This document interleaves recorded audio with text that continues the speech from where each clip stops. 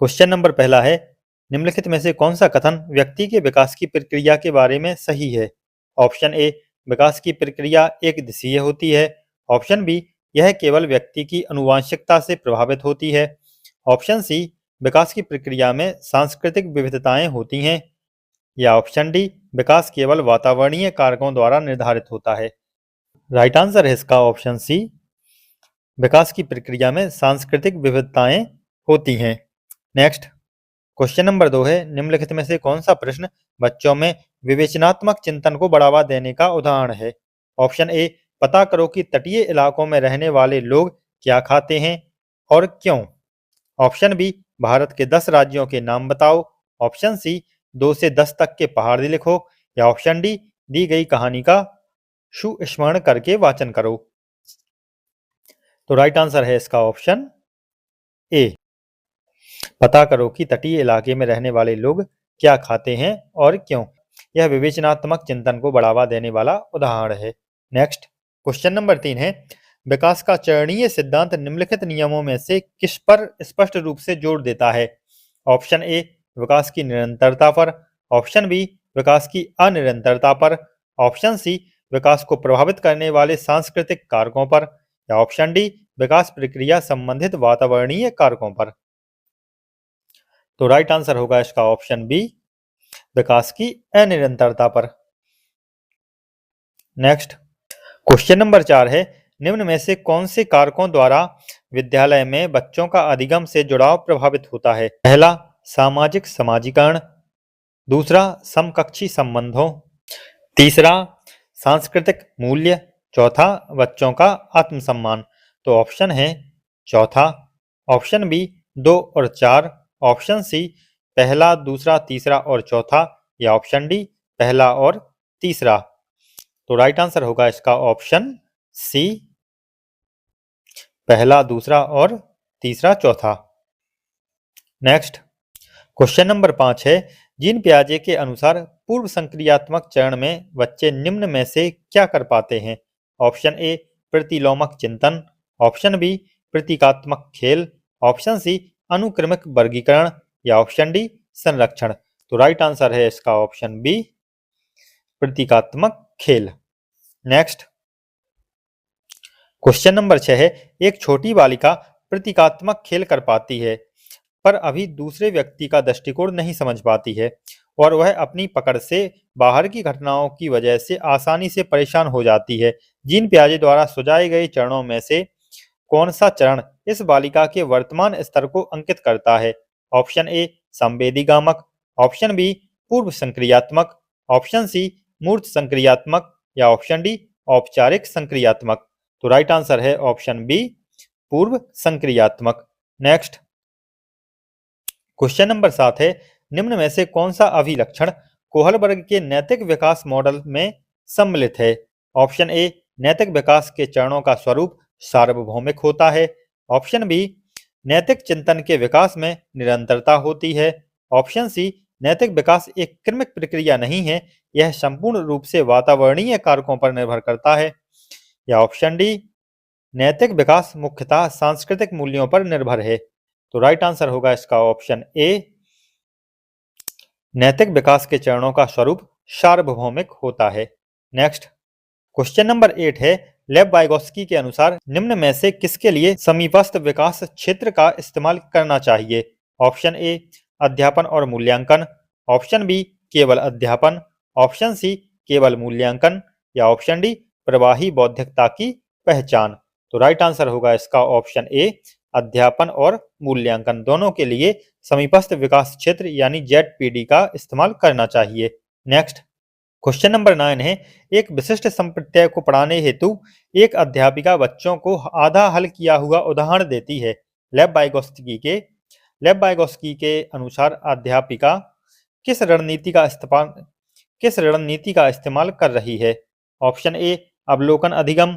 Option B, पाढ़। Option C, द्वंद्वात्मक अधिगम। या ऑप्शन डी, अनुकूलन। तो राइट आंसर होगा इसका ऑप्शन बी, पाढ़, जिसको हम कहेंगे जेडपीडी। नेक्स्ट, क्वेश्चन नंबर 10 है, निम्नलिखित में से कौन सी अभिवृत्ति एक प्रगतिशील कक्षीय माहौल के अनुसार है?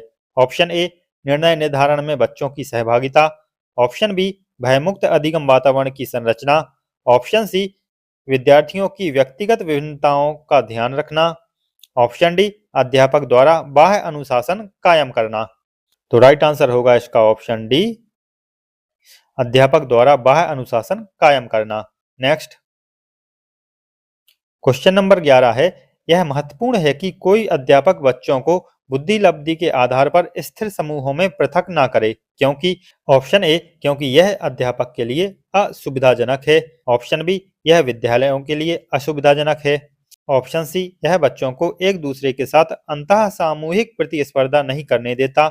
या ऑप्शन डी, बुद्धि लब्धि संकल्पना स्थायी नहीं है और यह बच्चों को चिन्हित करने के लिए जिम्मेदार हो सकती है।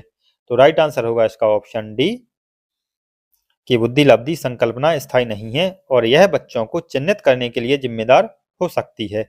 नेक्स्ट क्वेश्चन नंबर 12 है, हॉवर्ड गार्डनर के सिद्धांत के अनुसार एक कक्षा में तरह तरह की अध्यापन रणनीतियों का इस्तेमाल होना चाहिए, क्योंकि ए, ऑप्शन ए, यह बहुबुद्धि सिद्धांत को संपादित करने में मददगार है। ऑप्शन बी, यह सामान्य बौद्धिकता को बढ़ाने में मददगार है। ऑप्शन सी, यह तारक विद्यार्थी बनाने में मददगार है। या ऑप्शन डी, यह व्यवहारिक बौद्धिकता को बढ़ाने में मददगार है। तो राइट आंसर होगा इसका ऑप्शन ए, यह बहुबौद्धिकता को निष्पादित करने में मददगार है। और वैसे भी हॉवर्ड गार्डनर ने बहुबुद्धि का सिद्धांत दिया था, तो इसलिए इसका राइट आंसर ऑप्शन ए होगा। नेक्स्ट क्वेश्चन नंबर 13 है, 1.5 से 2.5 साल की उम्र के बच्चों द्वारा अक्सर उच्चारित द्विशब्दीय उच्चारणों को क्या कहा जाता है? ऑप्शन ए, वाचन का अधिविस्तारण। ऑप्शन बी, तार प्रसिद्ध वाचन। ऑप्शन सी, नववाद। या ऑप्शन डी, बकवाद। तो राइट आंसर होगा इसका ऑप्शन बी, तार प्रेषित वाचन। क्वेश्चन नंबर 14 है, पुरुष सामान्यतः दिमाग से सोचते हैं और महिलाएं अपने हृदय से सोचती हैं, यह कथन क्या दर्शाता है? ऑप्शन ए, लैंगिक विभेदीकरण। ऑप्शन बी, लैंगिक रूढ़िवाद। ऑप्शन सी, दोनों लिंगों के बीच आनुवांशिक भेद। या ऑप्शन डी, लैंगिक स्थिरता। तो राइट आंसर होगा इसका ऑप्शन बी, लैंगिक रूढ़िवाद। नेक्स्ट क्वेश्चन नंबर 15 है, एक प्रगतिशील कक्षा में निम्न में से कौन सी मूल्यांकन विधि का इस्तेमाल नहीं होता होगा? ऑप्शन ए, अध्यापकों द्वारा मननशील जर्नल का इस्तेमाल। ऑप्शन बी, स्वमूल्यांकन एवं समकक्षी मूल्यांकन। ऑप्शन सी, केवल मानक निर्देशक मूल्यांकन पर आश्रय। या ऑप्शन डी, विद्यार्थियों के पोर्टफोलियो तैयार करना। तो राइट आंसर होगा इसका ऑप्शन सी, केवल मानक निर्देशित मूल्यांकन पर आश्रय। नेक्स्ट क्वेश्चन नंबर 16 है, वंचित और हाशिए पर स्थित समूहों की भाषा और संस्कृति को स्कूली पाठ्यक्रम में समावेशित करने से एक अध्यापक क्या सुनिश्चित कर सकता है? ऑप्शन ए, शिक्षा में समानता। ऑप्शन बी, शिक्षा में साम्यता। ऑप्शन सी, सुविधा वंचित समूहों के प्रति सहानुभूति। या ऑप्शन डी, विशेषतः सुविधा वंचित समूहों के लिए व्यावसायिक शिक्षा। तो राइट आंसर होगा इसका ऑप्शन बी, शिक्षा में साम्यता। नेक्स्ट क्वेश्चन नंबर 17 है, पर्याप्त समर्थन प्रदान करने के बावजूद एक कक्षा में एक विद्यार्थी गणितीय क्रियाओं को समझने में निरंतर चुनौतियों का सामना करता है, इसकी वजह क्या हो सकती है? ऑप्शन ए, स्वलीनता। ऑप्शन बी, गणितीय वैकल्य। Option C, आलेखीय वैकल्य। या ऑप्शन डी, पठन वैकल्य। तो राइट आंसर होगा इसका ऑप्शन बी, गणित वैकल्य। नेक्स्ट क्वेश्चन नंबर 18 है, एक समावेशी संस्था में एक श्रव्य बाधित विद्यार्थी की शिक्षा हेतु निम्न में से कौन सी रणनीति प्रभावी नहीं होगी? ऑप्शन ए, वीडियो चलचित्रों के प्रदर्शन में उपशीर्षकों का इस्तेमाल। ऑप्शन बी, पढ़ाते हुए अभिव्यक्तिक शारीरिक गतिविधियों और संकेतों का इस्तेमाल। ऑप्शन सी, मौखिक संप्रेषण के साथ साथ शाब्दिक और चित्रित संप्रेषण का इस्तेमाल। या ऑप्शन डी, संप्रेषण हेतु मुख्यतः मौखिक माध्यम पर ही आश्रित रहना। तो राइट आंसर होगा इसका ऑप्शन डी, कि संप्रेषण हेतु मुख्यतः मौखिक माध्यम पर ही आश्रित रहना। क्वेश्चन नंबर 19 है, निम्नलिखित में से किस कक्षाई प्रक्रिया का विश्लेषण किसी अध्यापक के वंचित समूहों के प्रति गणित गूढ़ पूर्वाग्रहों को उजागर कर सकता है? ऑप्शन ए, लिंग, जाति और आर्थिक श्रेणी के आधार पर निर्धारित आसन व्यवस्था। ऑप्शन बी, अध्यापक का निपुणता उन्मुखी अभिप्रेरणा शैली को प्रोत्साहित करना। ऑप्शन सी, अधिगम कठिनता अनुभव करने वाले बच्चों के लिए यथोचित समायोजन करना। या ऑप्शन डी, बच्चों की शिक्षा प्रणाली के यंत्रवादी पहलुओं का परीक्षण, प्रतिरोध और चुनौती देने के लिए प्रोत्साहित करना। तो राइट आंसर होगा इसका ऑप्शन ए, लिंग, जाति और आर्थिक श्रेणी के आधार पर निर्धारित आसन व्यवस्था। क्वेश्चन नंबर 20 है, कक्षा में सृजनात्मकता को बढ़ावा देने के लिए विद्यार्थियों को कैसे अवसर प्रदान करने चाहिए? ऑप्शन ए, विशिष्ट उपलब्धि वर्ग के सम्मेलन के। ऑप्शन बी, मौलिक खोज और सोच को बढ़ावा देने के। ऑप्शन सी, परीक्षा देने के बेहतर कौशल विकसित करने के। या ऑप्शन डी, अभिसारिक सोच सीखने के। तो राइट आंसर होगा इसका ऑप्शन बी, मौलिक खोज और सोच बढ़ाने के। क्वेश्चन नंबर 21 है, एक संरचनात्मक कक्षा में बच्चों की संज्ञानात्मक सहभागिता को किस प्रकार सुसाधित किया जा सकता है? बिंदु ए है, पहला बिंदु है बच्चों के वार्तालाप द्वारा। दूसरा बिंदु है अध्यापक के संवेगों द्वारा। तीसरा बिंदु है बच्चों के सकारात्मक परस्पर संबंधों द्वारा। और चौथा बिंदु है बाह्य रूप से अधिरोपित अनुशासन द्वारा। तो ऑप्शन है ए तीसरा, बी चौथा, सी पहला, दूसरा और तीसरा, या डी पहला, दूसरा और चौथा। तो राइट आंसर होगा इसका ऑप्शन सी, पहला, दूसरा और तीसरा, यानी पहला, दूसरा और तीसरा, ये सभी संज्ञानात्मक सहभागिता को बढ़ावा देने में सक्षम रहेंगे। नेक्स्ट क्वेश्चन नंबर 22 है, बच्चों की असफलता अक्सर विद्यालय की असफलता होती है। निम्न में से कौन सा कथन इस वाक्य का समर्थन करता है? ऑप्शन ए, स्कूलों का अस्तित्व विद्यार्थियों के सामर्थ्य में विभेदीकरण करने हेतु है। ऑप्शन बी, बच्चे इसलिए असफल होते हैं क्योंकि विद्यालय बच्चों के सीखने की विविध गतियों का संज्ञान नहीं करते। ऑप्शन सी, बच्चे इसलिए असफल होते हैं क्योंकि वह विद्यालय की जरूरतों का अनुपालन नहीं करते। या ऑप्शन डी, बच्चे योग्यता की कमी और निम्न बुद्धि लब्धि की वजह से असफल होते हैं। तो राइट आंसर होगा इसका ऑप्शन बी, बच्चे इसलिए असफल होते हैं क्योंकि विद्यालय बच्चों के सीखने की विविध गतियों का संज्ञान नहीं करते। नेक्स्ट क्वेश्चन नंबर 23 है, किसी संप्रत्यय के प्रासंगिक और अर्थपूर्ण होने के लिए क्या आवश्यक है? ऑप्शन ए, उपयुक्त परिभाषा द्वारा पढ़ाया जाना। ऑप्शन बी, बच्चे के जीवन संबंधित सामाजिक परिप्रेक्ष्य से जोड़कर पढ़ाना। ऑप्शन सी, पाठ्य पुस्तक से बच्चों की कॉपी में ज्यों का त्यों लिखना। या ऑप्शन डी, अच्छे से रट लेना ताकि विद्यार्थी प्रतियोगिताओं में हिस्सा ले पाएं।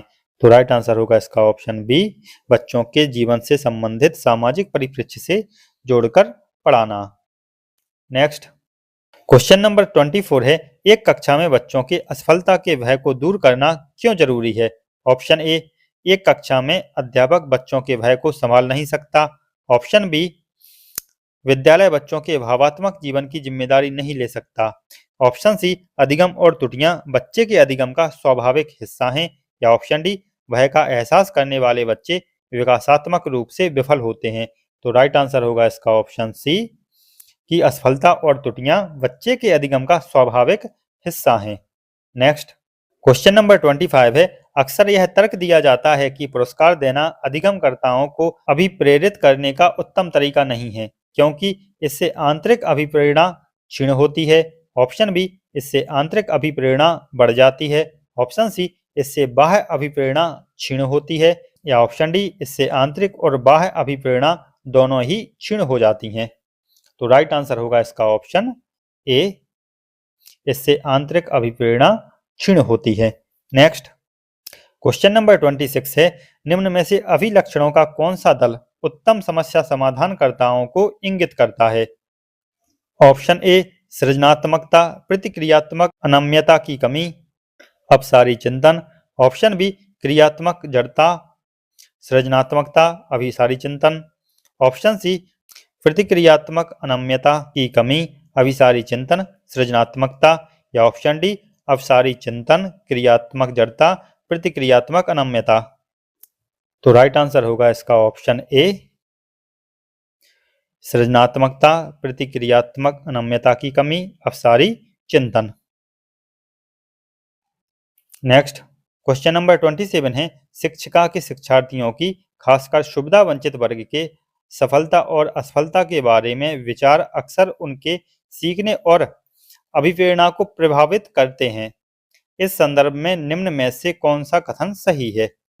ऑप्शन ए, शिक्षक की अपेक्षाएं बच्चों के सीखने को बेहद प्रभावित करती हैं। ऑप्शन बी, शिक्षक को कक्षा में बच्चों की स्वायत्तता पर काबू रखना चाहिए। ऑप्शन सी, शिक्षक को बच्चों की प्रतिस्पर्धा करने व एक दूसरे से बेहतर करने के लिए प्रोत्साहित करना चाहिए। या ऑप्शन डी, शिक्षक को ऐसे शिक्षार्थियों को हर हालत में असफलता से बचने के लिए रणनीतियों में प्रशिक्षण देना चाहिए। तो राइट आंसर होगा इसका ऑप्शन ए, शिक्षक की अपेक्षाएं बच्चों को सीखने के लिए बेहद प्रभावित करती हैं। नेक्स्ट क्वेश्चन नंबर 28 है, शिक्षिका कक्षा में सकारात्मक रूप से सीखने का वातावरण किस प्रकार सुनिश्चित कर सकती है? ऑप्शन ए, एक तय एवं निर्धारित समय सारणी का अनुपालन करके। ऑप्शन बी, पुरस्कार और सजा का प्रयोग कर बच्चों को अनुशासित रखकर।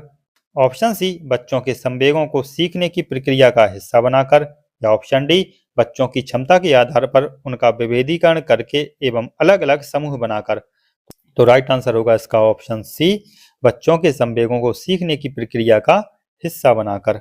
नेक्स्ट क्वेश्चन नंबर 29 है, क्या एक शिक्षक को कक्षा में एक सत्ताधारी व्यक्ति के रूप में देखा जाना चाहिए जिसे कोई चुनौती ना दे सके? ऑप्शन ए, हाँ, इससे विद्यार्थियों को शिक्षकों के आज्ञा पालन और आदर करने के मूल्यों की सीख मिलती है। ऑप्शन बी, हाँ, केवल ऐसा शिक्षक ही विद्यार्थियों को स्पष्ट मार्गदर्शन एवं यथार्थ संज्ञानात्मक स्पष्टता प्रदान कर सकता है। ऑप्शन सी, नहीं, विद्यार्थी ऐसे शिक्षकों से प्रश्न पूछने में हिचकते हैं जिससे उनकी सांप्रदायिक स्पष्टता में कमी रह जाती है। या ऑप्शन डी, नहीं, आज की तकनीकी युग में शिक्षक विद्यार्थियों की अधिगम प्रक्रिया में अप्रासंगिक हैं। तो राइट आंसर होगा इसका ऑप्शन सी, नहीं, विद्यार्थी ऐसे शिक्षकों से प्रश्न पूछने में हिचकते हैं जिससे उनकी सांप्रदायिक स्पष्टता में कमी रह जाती है। नेक्स्ट क्वेश्चन नंबर 30 है, कक्षा में परिचर्चा के दौरान क्या एक शिक्षिका को विद्यार्थियों के गलत उत्तर सही करने चाहिए? ऑप्शन ए, हाँ, बच्चों की त्रुटियों को तुरंत संशोधन करना चाहिए। ऑप्शन बी, नहीं, बच्चों को अभिव्यक्ति करने के लिए प्रोत्साहित करना चाहिए बिना गलत होने के भय के। ऑप्शन सी, गलत उत्तर हमेशा संज्ञानात्मक स्पष्टता की कमी को दर्शाते हैं एवं इन्हें हमेशा सुधारना चाहिए। ऑप्शन डी, बच्चे स्कूल में सही जानकारी प्राप्त करने के लिए आते हैं इसलिए उनके उत्तरों को तुरंत सुधारना चाहिए। तो राइट आंसर होगा इसका ऑप्शन बी, नहीं, बच्चों को अभिव्यक्ति करने के लिए प्रोत्साहित करना चाहिए बिना गलत होने के भय के। तो आज के इस वीडियो में हमने सीडीपी के टॉप 30 क्वेश्चन को डिस्कस किया है। आशा है आपको यह क्वेश्चन पसंद आएंगे। यदि आप चैनल पर पहली बार आए हैं तो चैनल को सब्सक्राइब जरूर करना। साथ ही यदि आपको यह वीडियो पसंद आता है तो वीडियो को लाइक एवं शेयर जरूर करना। मिलते हैं अगले वीडियो में। Thanks for watching.